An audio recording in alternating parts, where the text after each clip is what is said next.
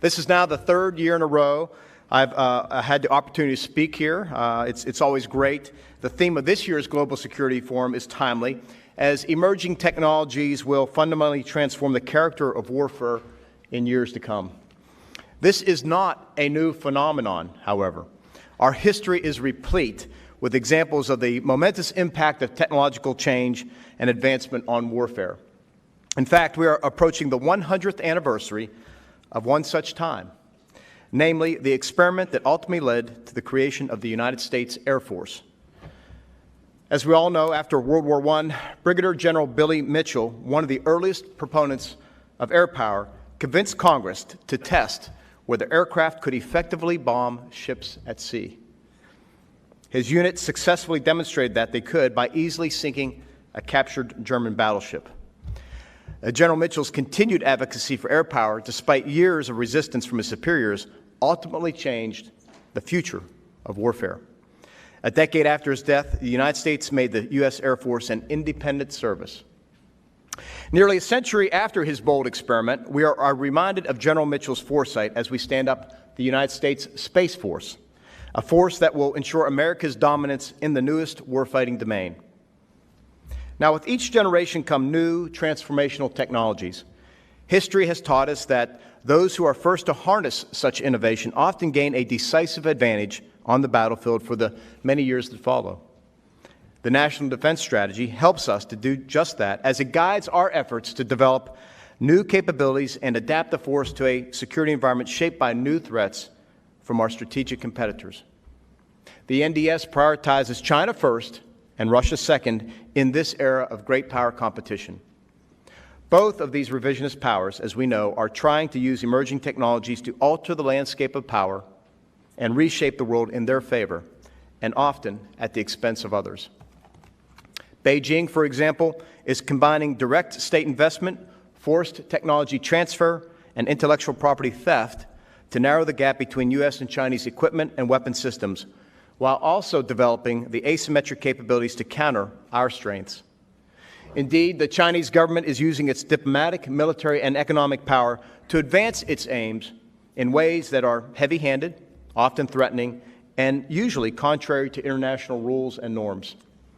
As we speak, the Communist Party of China is using artificial intelligence to repress Muslim minority communities and pro-democracy demonstrators.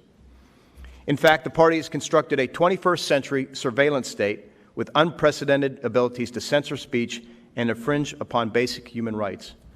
George Orwell would be proud. Now it is exporting its facial recognition software and monitoring systems abroad. Equally troubling is the manner in which it has acquired much of this technology. Beijing is determined to obtain and exploit American intellectual property and know-how at any cost. Since 2018, the Justice Department has filed charges against Chinese nationals and entities in at least 7 separate economic espionage cases, including a conspiracy to steal trade secrets from a major U.S. semiconductor maker. Over the same time period, the Department has secured convictions and guilty pleas in at least 6 China-related espionage cases. These examples just scratch the surface. In recent years, the Department of Defense and its industry partners have been under continuous cyber siege by Chinese hackers. American universities and colleges have also become a prime target of Chinese espionage and exploitation efforts. In July, a part-time professor at the University of California, Los Angeles, was found guilty of attempting to illegally export semiconductor chips with missile applications to China. And last year, the Justice Department indicted a University of Kansas researcher on fraud charges for conducting federally funded research while concealing that he was also working full-time for a Chinese university. And on January 15th, it was revealed that this individual was part of a larger Chinese effort to recruit researchers and professors at American colleges and universities. Other types of nefarious Chinese government activities have occurred at leading academic institutions around the country. Despite widespread outreach, however, Beijing shows few, if any, signs of changing its ways. Rather, the government has recently passed new legislation that tightens its grip over any data that flows across its networks, including access to the confidential information of U.S. corporations. Addressing these threats requires us to rally the country behind our strategic competition with China and to take a whole-of-nation approach to the problem. Our success is contingent upon a cohesive strategy across public and private sectors. For the Department of Defense, this means overhauling our policies and reshaping the culture within the Department, between the Pentagon and industry, and indeed among our allies and partners around the world. There are some immediate steps we are taking now. First, investing in the cutting-edge technologies of tomorrow will require DoD to make tough choices today. To ensure our finite resources advance our highest NDS priorities and make the most of every taxpayer dollar, we are divesting from legacy systems and lower priority activities. At the same time, we are implementing aggressive reforms to free up time, money, and manpower in all that we do. This will continue in the FY 2021 budget. One of the ways we are doing this is through the Defense-wide review, which was launched the week after I was confirmed. In just 4 months of work, we focused on reforming the Fourth Estate, and we saved over $5 billion. We will use these savings to drive progress on critical technologies like artificial intelligence and hypersonic missiles. Second, a strong relationship between the Department and the private sector is another imperative to maintaining and expanding our competitive edge. While the Pentagon continues to support cutting-edge innovation through government-funded research and development, we need to be fast followers of the commercial sector. It is the private sector that is leading on many fronts, such as cloud computing and machine learning.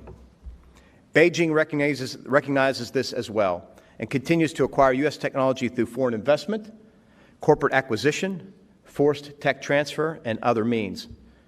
U.S. companies have unwittingly, or in some cases tacitly, transferred IP, control, or made other compromises to the Chinese government in their pursuit of market access, low-cost manufacturing, or other gains.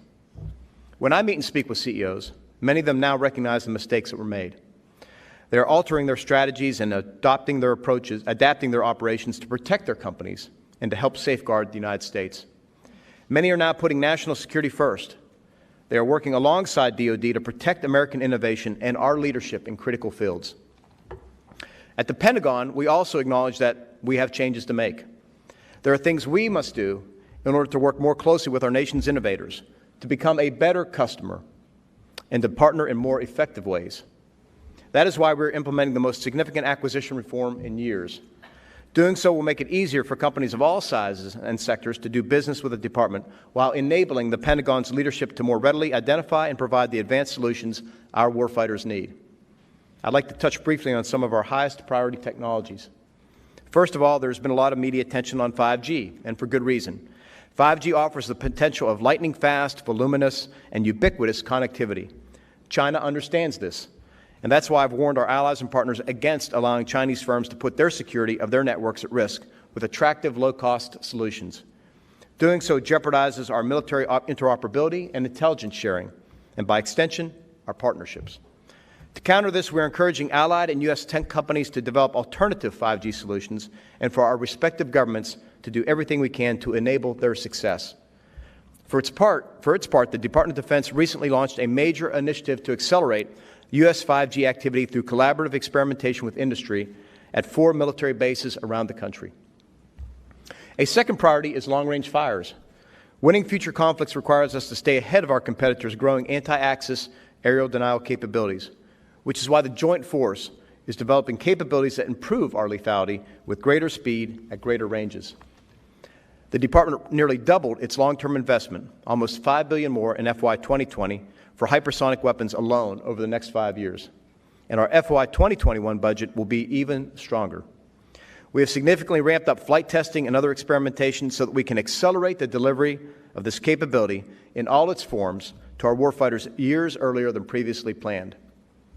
On a similar front, the NDS recognizes the rapidly evolving missile threats we face. While we continue to expand our conventional missile defense capabilities, we are also investing in advanced technologies, including the development of new sensors, interceptors, and advanced command and control systems to defend against hypersonics. And to ensure future dominance, we must not only generate the game-changing technologies first, we must also effectively deploy them. Take artificial intelligence, another priority technology. We stood up the Joint Artificial Intelligence Center, the JAIC as we call it, to integrate the power of AI across the many levels of the Department. Our goal is to get the warfighter into the cloud, to pull our vast streams of data, and to deliver AI capability out to the tactical edge as soon as possible. The JAIC not only plays a leading role in modernizing our warfighting systems, cultivating a premier workforce, and strengthening our partnerships across the sector, but It is also developing principles for the lawful and ethical use of AI. Each of the technologies I mentioned has a cross-cutting impact on multiple warfighting domains, but the greatest concentration may be in our newest one, space. For the first time in 70 years, we have taken the historic step of creating a brand new military service, one that will fully leverage the incredible success of the private sector companies that are engaged in space.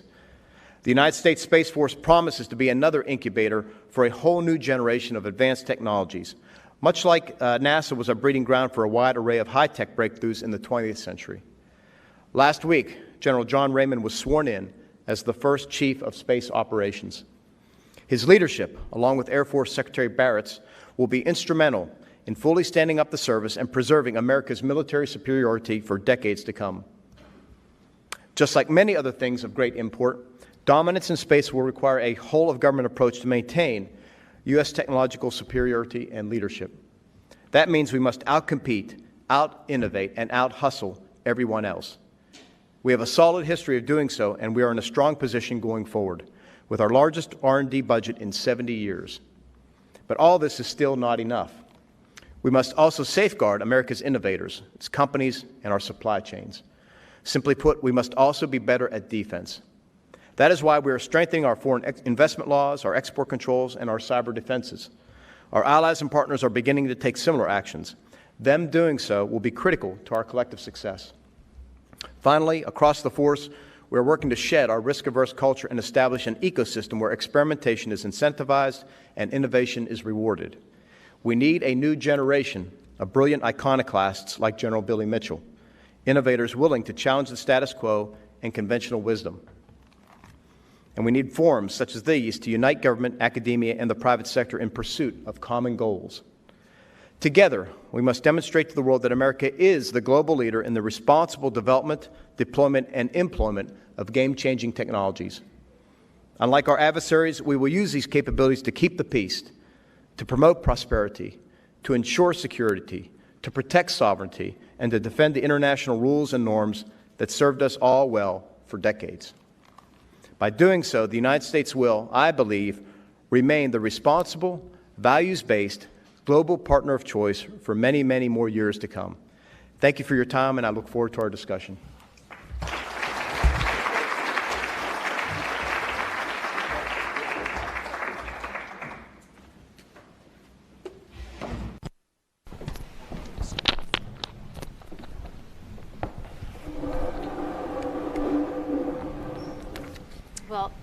Thank you so much, Secretary Esper, for coming. As you said, you've been very kind as Secretary of the Army to be here several times, and it's a delight to have you here as Secretary of Defense.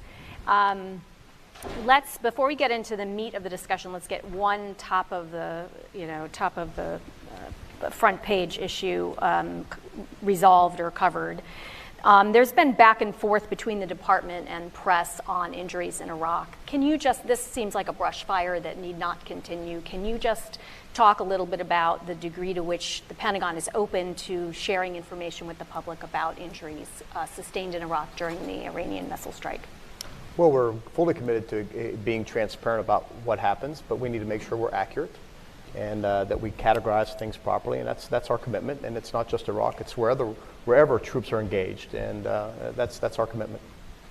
Very good. Right on topic of what we are talking about here today, and even in your comments, particularly with regard to 5G, there was a piece in the Wall Street Journal today talked about the Commerce Department withdrawing some proposed rules that they were considering because the Pentagon pointed out, this is as the story goes, that there were some risks to U.S. industry of making hard rules for the United States companies to be able to do business with Huawei. This is right at the heart of this intersection of national security interest and how we make sure we have an ecosystem of innovation. Can you talk a little bit about how you're thinking about weighing these pieces together and the role of DoD, both as a driver of expressing the need for innovation, but also having to worry on the defense side, if you will, about our security? Yeah, no, sure. Look, I've been working these issues for 20 plus years, and they're never black and white. So you have to be very conscious of not just your first order effect. That's the easy thing. It's the second and third order effects. And so we got to weigh those out very carefully. As I said, we have to play a strong offense. That includes increased R&D. That includes better IP policies, as we were talking about beforehand, but it also means a strong defense, whether it's export controls and other defensive measures that we can take to ensure that our technology is protected. But we also have to be conscious of sustaining those companies, supply chains, and those innovators. So that's the balance we have to strike. There's always a good interagency process that debates that back and forth, and I think more often than not we get it right. And you talked about creating, I think you used the term, kind of an ecosystem of innovation or culture of innovation. What do you think your best levers are as Secretary within your own department to try to drive that? Who are you leaning on to help you do that, and what's appropriate for top-down versus bottom-up? Well, the common levers, of course, are money and policy and regulations and directives and things like that. Those are easy to do. And then there are the innovative things that the services are doing. So, for example, Air Force in the last couple of years has adopted the so-called pitch day, where innovators, entrepreneurs can come in and pitch ideas and topics and maybe get some money on the spot. The Army has done the same thing with Futures Command and its version of the Shark Tank and whatnot. So the services are experimenting. That's good, and we encourage that. But the thing we really got to get at, and it takes time, it's probably the most difficult part, the hardest to change, and that's culture. You have to get the culture right so that folks in DOD, military and civilian alike, are willing to kind of put money down on something that may not be 100% or 90% or 80%. You got to be able to take some risk, and you got to be able to accept some failure. You don't want epic failure, but it has to be thought out. We don't live in a risk-free world, and so you have to manage that piece. So to me, the hardest part is culture. That will take time, and the test will really come when something fails, and it fails not because of poor judgment or bad decisions. It fails because either the technology wasn't ready or it wasn't designed properly, and we just need to keep experimenting, and we don't overreact to that. We allow people to test and fail. That's the cycle we were trying to do in the Army, where you test, you fail, you test again, you succeed a little bit more, you test again, you succeed a lot until you get it right. It has to be iterative, and so I think we have to work at the culture at the end of the day. As a former service secretary, and even those examples you're giving, there's a lot of value in the competition of ideas that can happen from that bottom up. But there is also this concern on the joint piece of it. And now you're sitting as Secretary of Defense. How much effort or emphasis do you think there needs to be on anything like joint concepts, pushes on the joint side for experimentations out in the field, the role of the Joint Staff and OSD in terms of thinking about the future joint warfighter as opposed to today? Right. Well, I'll give you the standard answer. It depends. One of the things I set out when I sat down as Secretary of Defense is we mapped out 10 or so goals that we wanted to accomplish. One of the first things we need to do is to develop a new joint warfighting concept. And so now the Joint Chiefs of Staff is busily working on that. I get updates every several weeks, but you have to have that joint warfare concept, how we will fight in the future, not only across 3 domains, but 5 now. It's air, land, and sea, space, and cyberspace, and so that you're taking everything in. That will guide a lot of how we approach things in different technologies. Take hypersonics, for example, something I mentioned. Heather Wilson, Richard Spencer, and I worked hard to get the services working together. Right. And that resulted in an acceleration of our efforts. So now each of the services have a couple programs each on hypersonics, and they're moving forward fairly well. And we're trying to do that across a number of other fields. When a joint approaches make sense, we should pursue them. When they don't, we should allow the services to advance on their own timeline. And we just need to think through it. To kind of go again with one hard, fast rule, black or white, I think it's too simplistic. We just got to think through what makes most sense and encourage cooperation at a minimum. Yeah, staying on hypersonic systems, obviously we know the Russians Putin has displayed his interest in hypersonic missiles. The Chinese, has been openly reported, have been testing. What's your former negotiations policy, DASD? What's your sense of whether there's a new arms race underway and whether there's any set of incentives that could bring a slowdown or a pause in this acquisition approach from all 3 of these countries? Well, hypersonics are just another weapon system, right? They have unique features, so I don't see an arms race per se. When I think of arms race, I think of the Cold War, which I grew up in. I don't think we're looking at anything like that, but we are always competing against the next generation of weapon systems, and this is one of them. The United States had the early breakthroughs in this field, and now we need to double down on that and accelerate our efforts. So I don't see an arms race. I think it's another arrow in our quiver that we need to have, and we need to develop and modify, and based on the needs of the combatant commanders, we will deploy them in close consultation with our allies and partners to make sure we have that technology available to us. Well, maybe just broadening out then, as you sit down with allies and you talk about concerns in their regions or collectively for the global concerns, to what extent are some of these emerging areas, biotech to, as you've mentioned, hypersonic system space, to what extent are those conversations starting to revolve around setting our own rules and norms of behavior?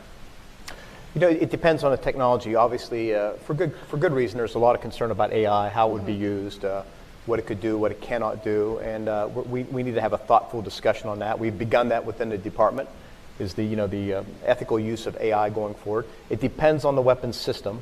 In some cases, we have rules and norms. In some cases, we have treaties governing some of these things. So I think we need to look at them case by case and make sure we understand what the impacts are. But again, at the end of the day, my goal is to make sure we have overwhelming overmatch in any number of areas so that we can prevent war, so we can keep the peace, and God forbid if war ensues, that we can bring home as many young American men and women as possible safe and remain victorious at the end of the day. So having peace through strength, as we know, having those capabilities allows us to deter war and actually preserve the peace. Kind of going back into the department, you mentioned acquisition reform and the work that you have had underway. You talked about it in sort of a generational level of acquisition reform. Can you talk about some of the key elements that you think are going to be really meaningful to spurring innovation on the U.S. side? Sure. I mean, we talked about, I mentioned we were publishing a new acquisition regulation. It's the first time in many, many years to do so. We've had a lot of good support from Capitol Hill with regard to new authorities, so we're taking great advantage of the middle tier acquisition authorities, all those things that encourage us to prototype and develop at a much quicker pace. Within the department, we are updating our intellectual property rules. I think that's very important. For any company, it's your IP or your crown jewels. And so we wanted to take a more customer-friendly approach, corporate-friendly approach to that, and really think through what is our IP approach in any type of acquisition or development, and have that negotiation up front. In some cases, we will want your IP, and we'll have to compensate for that. In some cases, it won't be important to us. So we have to have those discussions, but those are 2 or 3 areas alone that we're trying to really capitalize on. And like I said, the services are making their own approaches to really draw in those young innovators, those entrepreneurs who have cutting-edge ideas, and they just need a little bit of seed money to develop them. And I think finding those people will be really key to the future. Do we have the acquisition workforce that we need to help us on that journey, the contract officers who are thinking flexibly, the training in place, and the numbers? Yeah, we have great people. It's a matter of constantly updating them and making sure they have the skills that are needed for this era. And it's not just technology. They got to understand what the legislative authorities are. If you're a contracting officer, you got to understand what our IP policy is so you can contract properly. It's a team approach. In the Army, we tried to approach it by organizing a cross-functional team so that all the right people were in those negotiations talking and contributing. So you did all that up front rather than in sequence down the line, which tended to draw out the process. So nurturing that workforce, making sure they get out, they advance their own degrees, they have interaction with corporate America, with companies and whatnot, it helps really improve the workforce. But you've got to stay up to date, and that's our responsibility to do that. And you talked quite a bit about partnerships with academia, partnerships with industry. Of course, you have a background in all of that. What are you doing? You have predecessors who created DIUX or who had different methods they were pursuing. How are you building in to the DoD system that reach out to those partners that create a whole nation approach on innovation? Sure. Well, you're right. Some of my predecessors had some very good ideas, and we're trying to advance them. I mean, we've obviously DIU is out there. Army has the Futures Command. The Air Force is doing its thing. We have the JAIC, which is a new development in the last year or so that we're pursuing. And I try and do a lot of personal outreach to CEOs. So I've had any number of sessions with groups of CEOs and individuals where we talk about technology. What can we do better as DoD to be more customer friendly, and all those things. You got to maintain a dialogue. It is a partnership. We can't keep them at arm's length, them being the private sector in our companies. It's a partnership. It's framed by the contracting that we eventually do with them, but you got to work together. What we need them is to help us think through solutions, not just meet a laundry list of requirements. Help us think through the solutions. They know what's on the drawing board. Their technologies in many cases are far more advanced than what we would be thinking about these days as well. So we have to leverage that in a very constructive way. Are you hearing concerns from their end or even from inside the department around the STEM workforce of the future or other skill sets, key skill sets that we need to make sure the United States is nurturing? Not as much about the workforce side. I mean, it's like I said, we have to continue to keep our workforce updated in terms of professional skills and knowledge and whatnot. They're concerned. They're being companies is always the speed of our bureaucracy. It's it's too slow, it's too late, too rigid, things like that. And those are all fair assessments. We just got to do better, but it takes time. There are bright spots out there in each of the services and in DoD acquisition, and we just need to promote those folks, those initiatives, and make sure that we're showing the right example. We're showing what good looks like. Congress obviously has to be on board. You mentioned that that there have been some divestments to make room for new investment. You hinted that the 21 budget that we hope to see in a month or less than a month will have some of the same. Congress is obviously an important partner in making sure you can do that. Do you think there's been a good relationship with an understanding on the Hill about those needs to create the space? For reform? To create the space for new investment through divestment of legacy systems. Yeah, I think many members do, particularly those on the defense committees. They understand what we have to do. I've been telling the Pentagon now for 2.5 years that our budgets aren't going to get any better. They are where they are. And so we have to be much better stewards of the taxpayers' dollar. And that means, like I said, divesting of legacy things, divesting of things that don't deliver a high ROI, if you will, relative to others. And Congress is fully behind that, but then there's that moment in time when it hits their backyard, and you have to work your way through that. So, but we have to make that leap. We're at this moment in time. We have a new strategy, a very good strategy, the NDS.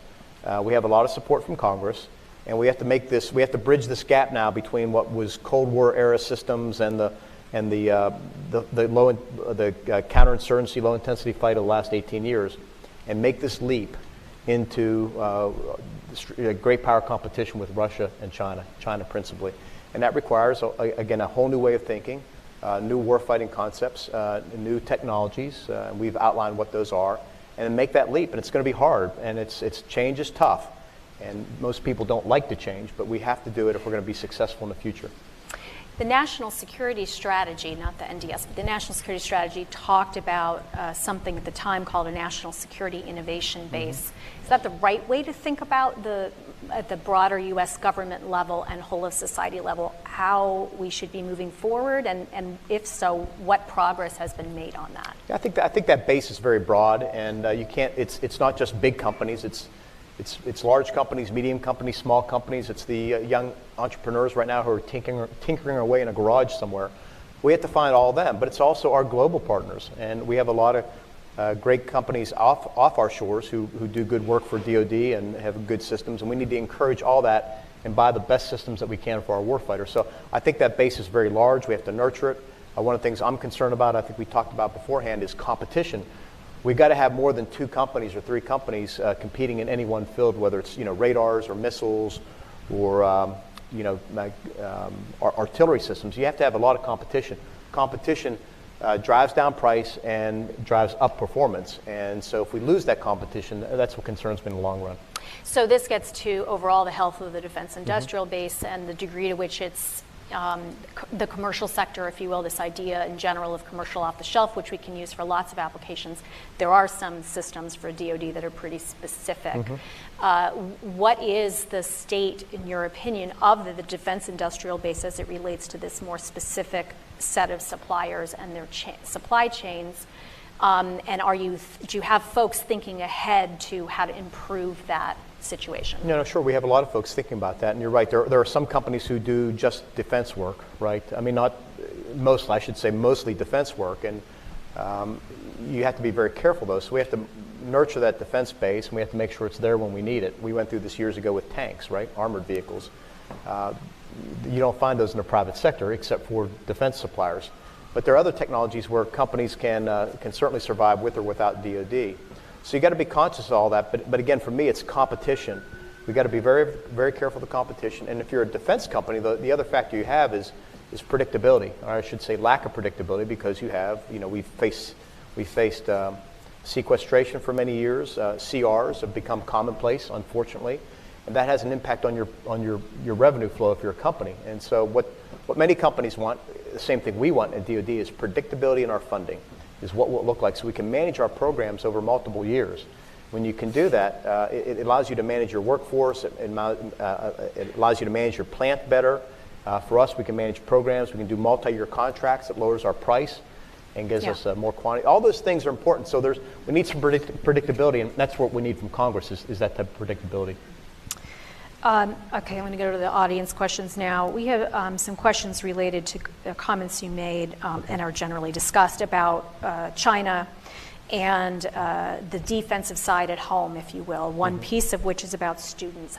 What do you think is the right policy we should be pursuing with regard to restricting students from abroad studying in our research universities? Well, certainly for defense programs, we need to know who is working on our initiatives, whether it's basic or advanced research or wherever it goes. We need to know who they are, and that they're not witting or unwitting accomplices, if you will, in terms of technology theft. And that's not focused on one country; it's multiple countries. But clearly, for us, the biggest challenge is China, because they have an organized government plan to acquire and steal our technology. So we need to be conscious of who's in our schools and universities, what they're doing, what their purpose is, and make sure we understand. It's just an obligation we have regardless of nationality. Do you think there are things we can or should be doing to attract, particularly again, those STEM field folks who are coming from abroad, to augment what we're growing here inside the United States, even in defense relevant areas? Yeah, again, I just think we have to make sure we understand who they are, where they're coming from, they're properly vetted. We vet people all the time coming into the military to be a young private or a young sailor or airman. Why shouldn't we vet folks who are working on our next generation weapon systems? So we have a question related to commercial providers who are utility providers off base, but who support U.S. military installations, power, water, telecom.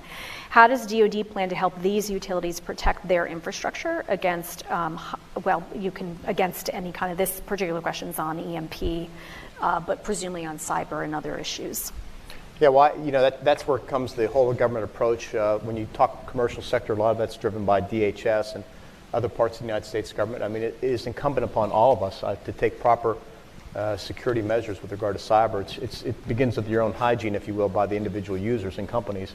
So our immediate focus is on our own systems, and then we got to think about the defense companies, the main providers, and most of the big companies have their own cybersecurity programs. One of the things we can do and should do is share intelligence, more of it and more quickly. That will help also in terms of recognizing and then defending against threats. So again, we have weak points around the country, particularly in the private sector, and that's where we have to make sure we get the laws right, the authorities right, all those things to make sure we can help those companies protect themselves. DoD's tightened up its rules on its contracting base with regard to cyber industry. I've heard some concerns about their ability to meet those new regulations and requirements. Mm-hmm. Have you been having similar kinds of conversations, or are you pretty confident that industry can get there? I have not heard that from CEOs I've met with. I understand the challenge, but look, companies are just as concerned as we are, because it's their crown jewels. They don't want their designs, their ideas, their technology stolen either. Right. If that happens, it undermines them as much as it undermines us. So I think they're very protective of it. What we're trying to do is set very good standards so that we know that should conflict happen, that our systems can't be shut down or used against us or compromised in a way that would impair our effectiveness on the battlefield. Very good. That's a good question I already asked you. Here's one. Is there a need for a JIFCOM, Joint Forces Command, like organization to operationalize a truly joint operational concept that continually integrates capabilities across all domains? Yeah, my initial reaction is no. I'm allergic to more headquarters and more commands.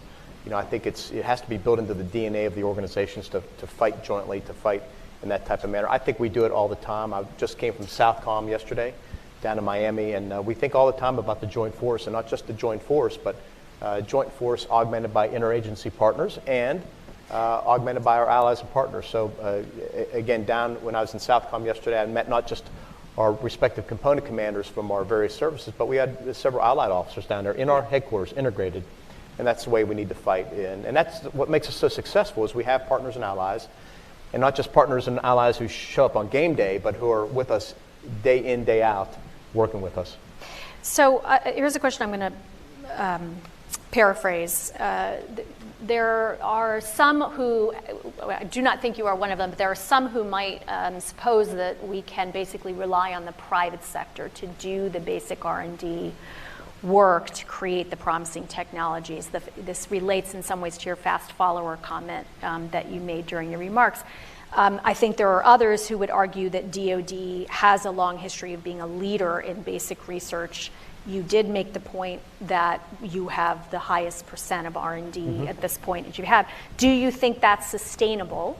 And do you have a way of thinking through which areas are most important in these emerging technologies for DoD to invest itself in, and where it's okay, if you will, to be a fast follower? Sure. Well, we do invest in a lot of basic research, and it goes through our universities, private universities and colleges, but it also goes through DoD organizations. But there are clearly areas where we're going to be a fast follower. I can tell you during my time in the Army, we were chasing constantly the development in communications technology, and it was always getting faster and lighter and smaller, and those are the things you need when you're developing new warfighting systems. So that's one technology. AI is another. AI is one of our top 11, if you will. And so those are areas where you got to be a fast follower. That said, I don't see the private sector on their own developing hypersonic weapons.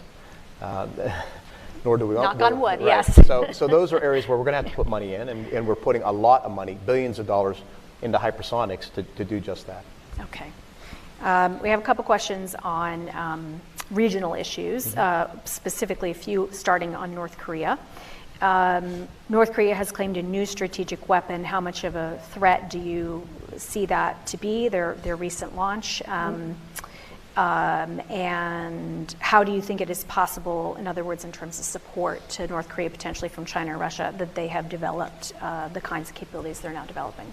Well, they have an aggressive R&D program and test program, to say the least, and we monitor it very carefully and very closely. We're conscious of what they're trying to do. Clearly, they're trying to build long-range ballistic missiles with the ability to carry a nuclear warhead, if you will, atop of it. So that's something we're watching very closely. It still remains to be the case that we're pursuing a diplomatic initiative with them, and we think the best way forward is through a political agreement. I will tell you, when I came into office 2.5 years ago, we were on the path to war, if you will, with North Korea. And the Army, everybody was preparing for a possible conflict. And I think the outreach by the president these last couple of years has really forestalled that. At this point, we need to get back to the negotiating table and really figure out the best way forward to denuclearize the peninsula. There's also a question related to U.S.-South Korean and U.S.-Japanese relations in the context of the North Korean threat, but maybe to just tie it into the theme of the conversation today, creating the kind of market share to compete with China, to include how it affects defense innovation, means we have to have allies in the same market share with us. How are we doing in terms of making clear that we value those alliances and how critical, and making clear to the American public how critical they are for us to compete effectively? Yeah. Well, line of effort number 2 in the National Defense Strategy says that we should grow our partnerships and strengthen our allies, and I've spent a lot of time doing that. I've been to the region 2 or 3 times now. Every time I meet with my counterparts in Korea and Japan, I've talked to them on the phone frequently. And then, of course, with other partners and allies in the region. So we are better off, we are stronger with partners and allies who will be there with us, who have the capabilities to be there with us in time of need, and we need to continue to nurture that. We have cooperative programs. I know with the Japanese, I've met just in the past couple of weeks with the Japanese Minister of Defense. We talked about some of the cooperative programs we're doing today. We do a lot of arms sales between us, all those things to improve our interoperability. And to make sure that we're more effective as alliance partners for that future. I mean, we're clearly the threat in front of us is North Korea, but we all recognize that China is the long-term strategic challenge. Are there advantages to the U.S. to having its forces forward in the region, specifically in the Indo-Pacific? Yeah, I mean, the positioning is always helpful in terms of, you want to be able to reassure partners and allies that you're there, committed to the region. I think we do a lot of that. We either forward base folks or we forward deploy as well. We're doing a lot of that. It gives you positional advantage geographically, if you will, and that's important. But we got to make sure it's the right force at the right location. We can't be hung up by our legacy where we've been just because we've been there for many, many years. We got to think forward, and that's what I'm trying to do is where do we need to be in the future? And so I'm spending a lot of time also cultivating new partners and allies. I've been to Vietnam, I've been to Mongolia, I've met with partners from Indonesia and elsewhere. India, very, very important country. So it's developing those relationships that will sustain us over the long haul and help us preserve this international rules-based order that has just worked so well for all of us for many, many decades now. Secretary Esper, those are all the questions that are relevant enough to the topic today. I really want to thank you for spending your time with us. Really such a pleasure to have you. I hope you'll come back to CSIS again. Please, everyone, remain seated while the Secretary departs, but please join me first in a round of applause. Good. Thank you.